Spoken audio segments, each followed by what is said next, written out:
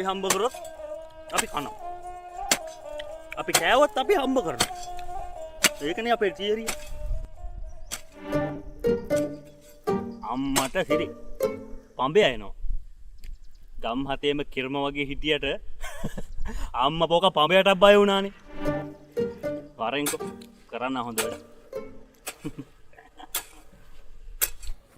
අම්මපා මේකුන් කන බත වස වෙන්න බෑ. වස වර්ති. යකෝ බත් කන මිනිහෙක් කරන වැඩක්ද මේක? එන්න ගහන්න ඕනේ බල්ලෝ. ඇයි බංසුමනි මල්ලි? ඈ? ඇයි? බලපන් අයියා. උදේ වතුර මුරේ හරවලා ගියේ කුඹරට. බඩින්ගිත කාලෙන ටිකට පෝල් බටේ අස්සර රොඩු ඔබලානේ කාලකණි 70.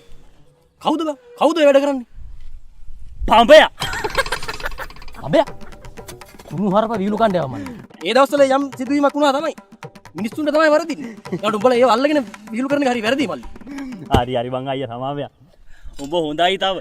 අද උදේ අර ඔය වගේ නියර දිගේ එද්දි විහිළුවක් කරන්න ගිහින් තව පොඩේ මේ උදුළු බදු පාරෙන් ගහනවා මට. කවුද බං?